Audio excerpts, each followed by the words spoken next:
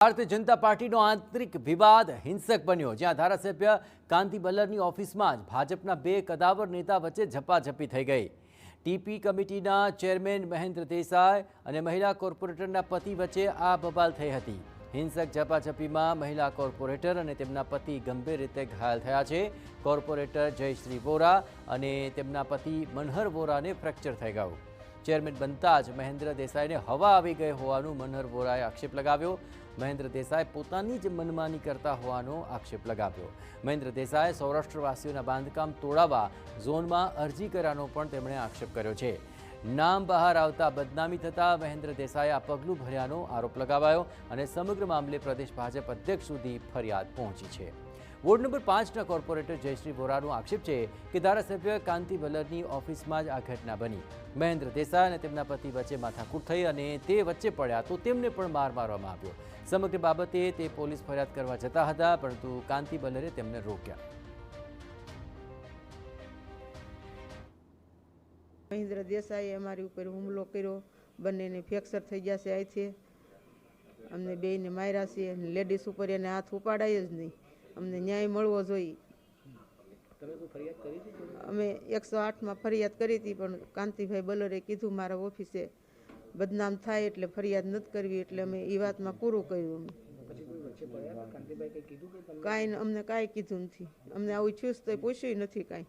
Chairman બન્યા પછી એનો પાવર અવધ વધી ગયો છે। અમારી સાથે એક સાથે રહીને નહીં, પણ અમારી સાથે ગેરવર્તન કરીને કામ કરી રહ્યો છે। અમારા વિસ્તારની અંદર એણે જે તે બાંધકામ આલે છે એમાં અરજી કરીને ડિમોલેશન કરાવી અને અરજીઓ કરી છે, ડિમોલેશન કરીને નુકસાન કરાવેલું છે અમારા મતદારો છે, અમારા કાર્યકર્તાનું। અને આ બાબતે મને કહે છે કે તમે મારું નામ લ્યો છો, તો મેં કીધું ભાઈ તારું નામ લીધું હોય તો મને તું સાબિતી કરી દે।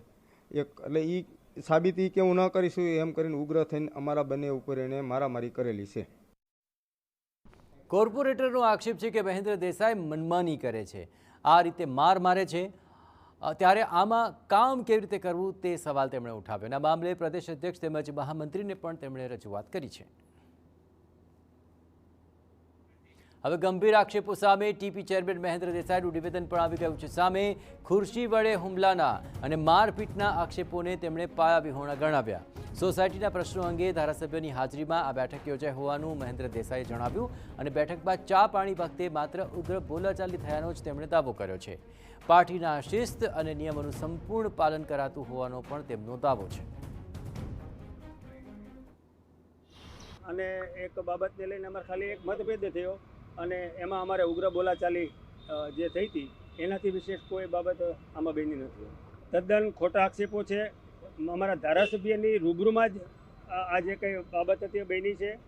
મારી સાથે મારા સાથી કોર્પોરેટર વિક્રમભાઈ દેસાઈ, સ્વાતિબેન પટેલ અને જયશ્રીબેન પણ હતા। આવી ખુરશી ઉપાડી અને મારામારી કરવાની જે કંઈ બાબત છે એકદમ જૂઠાણું છે ને કોઈ ખોટો પ્રોપોગેન્ડા ચલાવી રહ્યા હોય એવું મને લાગે છે। હવે મહેન્દ્ર દેસાઈ આ સમગ્ર મામલે જે દાવો કરી રહ્યા છે આ માત્ર ઉગ્ર બોલાચાલીનો, અને એટલે તેમને આ મુદ્દે મોવડી મંડળને જાણ કરવાની જરૂર ન લાગે, પણ જો હવે જરૂર લાગશે તો તે અંગે વાત પણ કરશે તેવું તેમણે જણાવ્યું। વિવાદ વચ્ચે ધારાસભ્ય કાંતિ બલ્લરનું પણ નિવેદન આવ્યું છે સામે। મારા પર લગાવવામાં આવેલા તમામ આરોપો ખોટા છે। મારી ઓફિસમાં મારામારી થાય અને ચૂપ રહું એ કેવી રીતે બને? મેં બંનેને છોડાવ્યા અને કોઈ બહેન પર હુમલો નથી થયો। મેં પોલીસે ફોન ન કરવા દીધી એ વાત પણ ખોટી છે। મારા ઓફિસની અંદર કે મગજમારી કરે, ઝપાઝપી કરે, ન છોડો એવું બને ખરું? મેં કોશિશ કરી છે। હું જયશ્રીબેન, મનરબેના મિસિસ, સ્વાતિબેન પટેલ, વિક્રમ કોર્પોરેટર, અમે બધાએ આ ભેગા થઈને છૂટા પાડ્યા છે। હકીકત આ છે। હું તો એવું કહું છું, ભેગા બેહીને ચર્ચા કરીને એ લોકોને ચા પાણી પી લેવા જોઈએ। 5 વર્ષ ભેગું વોર્ડમાં કામ કરવાનું છે તો ભેગા મળીને ચા પાણી પી લે, સમાધાન સમજૂતી કરીને ચા પાણી પી લેવા જોઈએ, હવે બીજું કંઈ ન। ધારાસભ્ય કાંતિ બલ્લરનો દાવો છે કે ભાતની વાડીની સોસાયટીના પ્રશ્નો હતા એ મુદ્દે ચર્ચા માટે બધા ભેગા થયા હતા અને પછી આ ઝપાઝપી થઈ હતી।